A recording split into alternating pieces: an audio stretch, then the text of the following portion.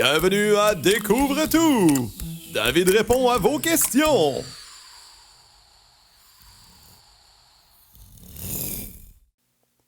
Salut! Aujourd'hui, c'est une vidéo de réponse à vos questions. Qu'en fait, j'étais supposé de l'uploader avant d'aller en Suède, mais finalement, pour certaines raisons, le projet a foiré. Donc, je dois recommencer, mais je le fais en prenant plus mon temps.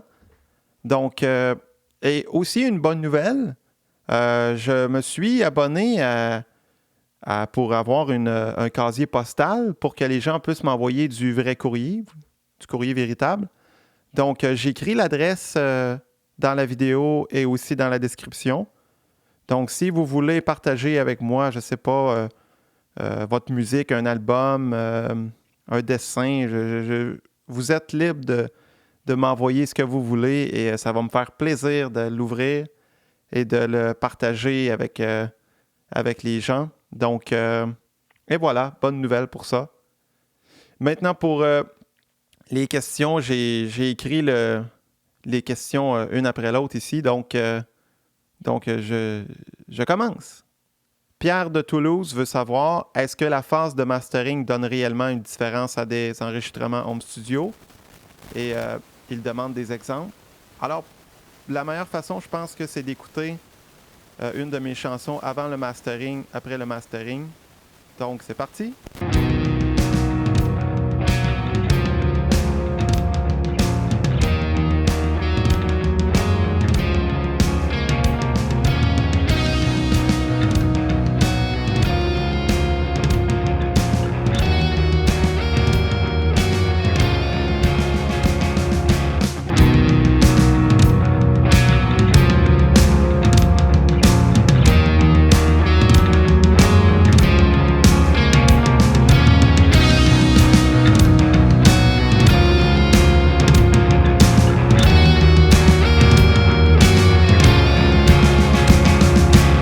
Et Pierre me demande aussi, est-ce que c'est moi qui fais le mastering ou si c'est des pros qui le font?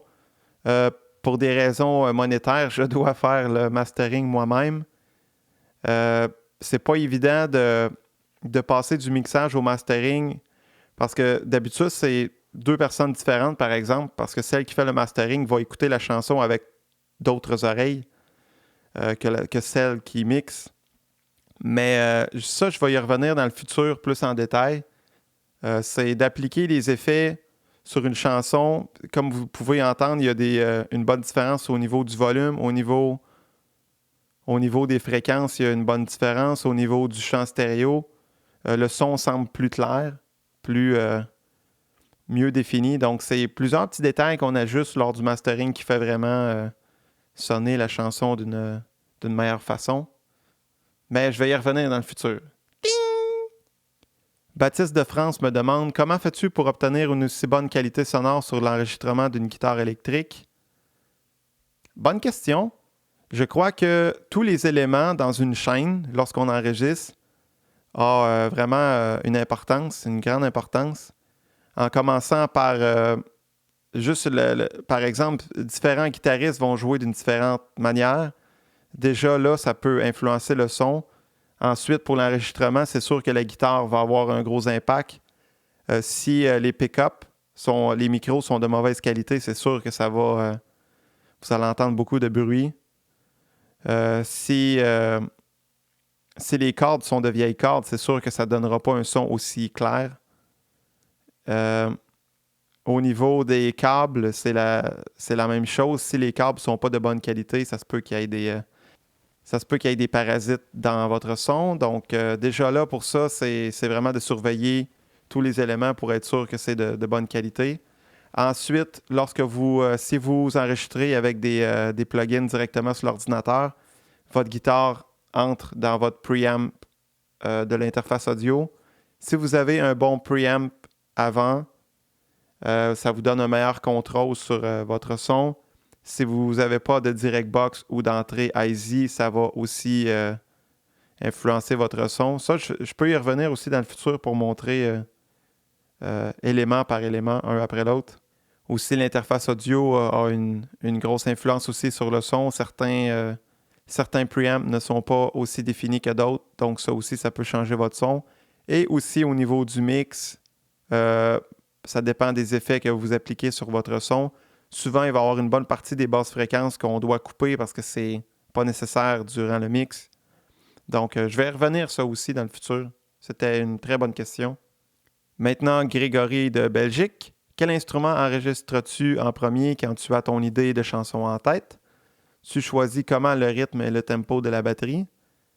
Premièrement, ça dépend vraiment de la chanson. Il y a certaines chansons que j'ai commencé même avec la batterie sans même avoir aucune idée du restant de la musique.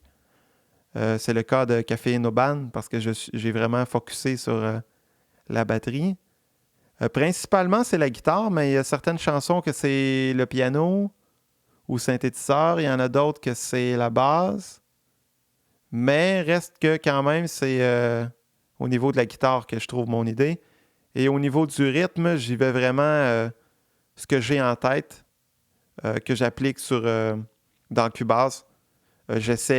J'appuie pour activer le métronome et ensuite j'essaie de synchroniser avec le rythme que j'ai en tête. Donc, ça dépend vraiment de chaque projet, c'est toujours différent. Mais généralement, c'est la guitare en premier. Guillaume de Belgique me demande: que conseilles-tu pour un débutant de la guitare électrique? Conseilles-tu de commencer une musique facile, apprendre les accords ou autre? Premièrement, je ne conseille pas la guitare électrique, mais je ne sais pas si la personne joue déjà d'une guitare acoustique ou classique, mais mon conseil que j'ai à donner pour ça, c'est: je crois que le mieux, c'est de commencer avec une guitare classique parce que sur une guitare classique, c'est des cordes de nylon. Donc, si vous ne voulez pas avoir les doigts en sang, commencez avec une guitare classique. Le manche est aussi plus large. Donc, ça va être plus facile pour vous. Et certaines personnes commencent à jouer la guitare électrique avec beaucoup de distorsion, mais vous n'entendrez pas les petits défauts dans le son. Donc, si vous voulez vraiment apprendre et entendre votre son d'une façon vraiment très claire, commencez avec une guitare classique. Et puis par la suite, vous pourrez essayer la guitare électrique. Mais si tu joues déjà de la guitare classique ou acoustique ou peu importe, et que tu commences la guitare électrique, je conseille des morceaux qui sont tout de même faciles, avec peu d'accords, quelques accords barrés au début, et quelques solos qui ne sont pas trop rapides. Des chansons un peu plus simples. Si vous commencez avec du gros death metal, vous allez vous décourager assez vite. Une autre question, je n'ai pas le nom, mais c'est peut-être la même personne, mais en tout cas, j'y vais comme suit. Comment fais-tu pour avoir une cohérence entre le son de tes différents instruments? Je ne parle pas ici de notes, mais bien de son. C'est vraiment en choisissant les bonnes fréquences avec des equalizers pour chaque instrument, avec les bons volumes, en les positionnant au bon endroit sur le panorama gauche-droite. Faut vraiment donner une place à chaque instrument.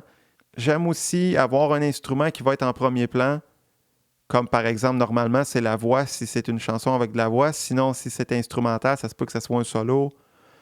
Mais chaque instrument doit avoir ses propres fréquences mieux définies. Et le truc, c'est vraiment de se débarrasser des fréquences qu'on ne veut pas entendre pour ainsi entendre seulement ce qu'on veut entendre de chaque instrument. Et on fait ça un par un, chacune des pistes une par une. Et une deuxième question, est-ce que les chansons que tu as enregistrées sont les mêmes que dans ta tête? Non. Oui et non. J'ai toujours une idée en tête que je veux essayer de suivre, mais pour certaines raisons, lorsque je fais le mixage, souvent je vais essayer différents trucs et finalement je me rends compte que la chanson est complètement différente de ce que j'avais en tête. Mais souvent, l'image artistique reste la même. Mais souvent, ça respecte la même idée que j'avais au départ. Adrien qui demande: pourrais-tu nous schématiser ou nous expliquer comment ranger les instruments enregistrés dans le mixage final pour obtenir une musique stéréo, c'est-à-dire comme une musique que l'on peut écouter sur CD ou à la radio ou autre? Principalement, j'y vais à l'oreille par rapport à ce que j'ai entendu, mais il n'y a pas de marche à suivre en tant que telle. Mais c'est vrai que les basses fréquences doivent se retrouver au centre, principalement. Et tout ce qui est des fréquences plus hautes peuvent être plus larges sur le champ stéréo. Mais habituellement, si c'est du rock traditionnel, c'est vraiment une guitare à gauche, une guitare à droite, la batterie qui va se situer un peu plus au milieu, la grosse caisse et la caisse claire. Sinon, pour les cymbales, ça peut être plus large. Il n'y a pas vraiment de règles à suivre, mais c'est sûr que plus votre oreille va se développer, plus vous allez analyser les chansons que vous écoutez à la radio et prenez des notes. J'aime écouter des chansons et prendre des notes en même temps. Et on se pratique à analyser ce qu'on entend. Et puis après ça, quand on fait du mixage, on sait plus vers où s'en aller. Mais mon conseil aussi là-dessus, c'est de ne pas nécessairement copier ce qui se fait déjà. Si vous voulez avoir quelque chose d'original, donc allez-y comme vous le pensez. Et pour que ça sonne comme à la radio, dites-vous que c'est aussi de bien traiter toutes les fréquences, d'avoir les vocales vraiment en premier plan, d'utiliser la reverb d'une bonne façon. Je vais essayer dans le futur de faire une section de mixage et de vous montrer un peu ce que je fais. Donc, c'est à suivre. Niri R qui me demande comment faire pour gagner en vitesse tout en restant propre sur une guitare électrique. Pour être honnête, j'ai jamais focusé sur la vitesse. Je crois que, comme dans n'importe quoi, lorsqu'on pratique une activité, un sport, peu importe, on va gagner en vitesse avec le temps, avec l'expérience. Et fixez-vous des objectifs simples. C'est pas d'essayer de jouer le plus fou des solos en commençant. Jouez comme vous le pensez, aimez ce que vous faites. Jouer d'un instrument de musique, c'est plaisant. Donc, ne focussez pas juste sur prendre de la vitesse et vous allez prendre de la vitesse. Pratiquez un peu à chaque jour et bien sûr, vous allez prendre de la vitesse avec le temps. Donc, pratiquez un peu chaque jour, lâche pas et puis tu vas gagner en vitesse. Et la même personne me demande aussi comment créer et improviser un solo un peu sur n'importe quoi. Ça, c'est difficile de répondre parce que depuis que j'ai 4 ans que j'ai la chance de jouer à l'oreille, que mon oreille est développée et j'ai aucune idée si c'est quelque chose qui se développe. Oui, c'est sûr que c'est quelque chose qui se développe, mais je crois qu'il y a certaines personnes qui vont toujours avoir besoin de partitions ou de suivre une marche à suivre. Mais il y a aussi beaucoup de personnes qui peuvent jouer à l'oreille et c'est vraiment une chance de pouvoir jouer à l'oreille. Je ne sais pas trop quoi répondre à ça parce que pour moi, improviser, ça se fait d'une façon spontanée comme de parler. Je ne sais pas quoi répondre. Je suis un peu mêlé, là. Improviser, c'est... Je sais pas. Je sais pas comment expliquer. Désolé de ne pas pouvoir mieux répondre à cette question. C'est un mystère total. La prochaine personne, je ne sais pas si je vais dire ton nom correctement, Andro Dylan, ou bien Dylan Andro, de France. Salut David, comment tu faisais pour enregistrer tes premières compos comme Cloche dehors ou A Dream is not a Dream? Si vous pouviez voir à quel point je me donnais du trouble, c'était enregistré sur un clavier, le même que j'utilisais dans le passé, le clavier Yamaha, qui était branché sur une chaîne stéréo que mon frère avait. Donc, j'enregistrais vraiment un instrument par un directement sur des petites cassettes et je copiais d'une cassette à l'autre. Mais à chaque fois que j'ajoutais un instrument, il y avait un bruit de fond qui s'ajoutait à cause de la cassette. C'était vraiment pour moi la seule façon de pouvoir enregistrer. J'avais beaucoup de plaisir parce que c'était les premiers enregistrements que je faisais. Et lorsque j'écoutais à la fin, j'avais comme une satisfaction, même si le son n'était pas si bon que ça. J'avais cette satisfaction-là d'avoir enregistré mes propres chansons. Dylan Bader. Quelles sont les structures les plus courantes d'un morceau? La personne veut savoir par rapport à la structure de mes chansons, couplet, refrain, intro. Moi, j'ai une théorie par rapport à la musique en général, par rapport aux chansons, que c'est comme une histoire, c'est comme une vie. Ça prend une introduction, un développement et une fin. Mais je crois que peu importe ce qu'on met dans le développement, ça dépend de l'artiste, ça dépend de chaque personne. Mais selon moi, une bonne introduction, une bonne fin et quelque chose au milieu qu'on va se rappeler, qui va rester dans la tête, pour moi, c'est une bonne chanson. Je n'accorde pas trop d'importance à refrain, couplet ou peu importe, j'y vais comme ça y va. Et puis parfois même, ça peut être que ça peut être tout mêlé. Mais finalement, ça crée une chanson et si ça reste dans ma tête, c'est qu'à quelque part, j'aime ce que j'ai enregistré. Donc, il n'y a pas vraiment de marche à suivre. Un début, un développement, une fin. Vous avez une bonne chanson. Et voilà.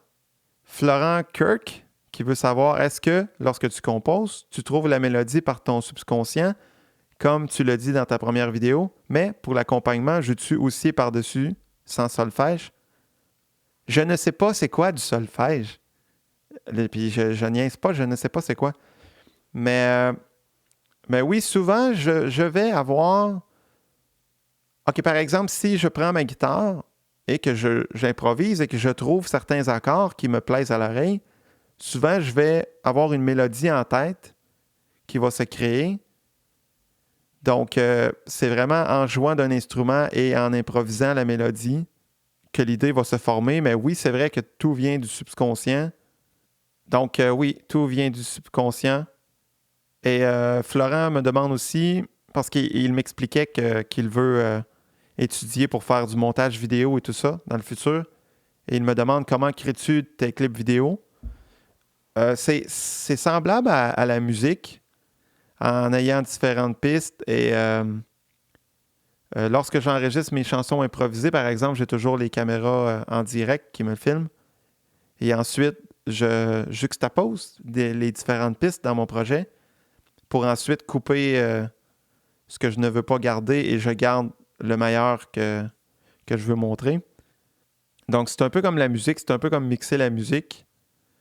C'est important de bien synchroniser les pistes avec l'enregistrement, mais c'est fait quand même assez rapidement et puis j'aime aussi parfois ajouter certains effets sur la vidéo, mais pas trop non plus pour garder un effet de naturel. Pour la vidéo, c'est ça, simplement, c'est un peu de la même façon que je mixe la musique, c'est avec différentes pistes dans mon logiciel Premiere Pro. Et puis, lorsque je suis satisfait avec le montage, j'exporte avec la chanson synchronisée en même temps et on obtient le projet final. Renaud Gouillon qui me demande comment faire pour acquérir une telle habileté des doigts, car quand je gratte et que je suis sur un morceau où ça va un peu vite, je suis vite perdu dans les notes car j'essaie de suivre le rythme. OK, on comprend que la personne voudrait jouer plus rapidement, un peu comme l'autre personne que j'ai expliqué par rapport à la vitesse. Vous pouvez toujours jouer la chanson plus lentement. Je crois que c'est vraiment la meilleure façon, c'est de commencer la chanson avec une vitesse plus lente et de prendre de l'assurance. C'est important de bien jouer les notes et de ne pas trop focusser sur la vitesse qu'on joue. Si vous jouez rapidement mais que vous manquez 3 notes sur 5, ben c'est pas très musical. Donc, descendez votre vitesse, jouez correctement vos notes. Avec de l'assurance, vous allez gagner en vitesse avec le temps. Donc, jouez plus lentement, gagnez de la vitesse ensuite. Donc, voilà, c'est ce qui met fin à cette vidéo de questions. Donc, continuez de m'envoyer vos questions à l'adresse email que vous voyez en ce moment. Donc, merci une fois de plus et on se revoit à la prochaine. Salut!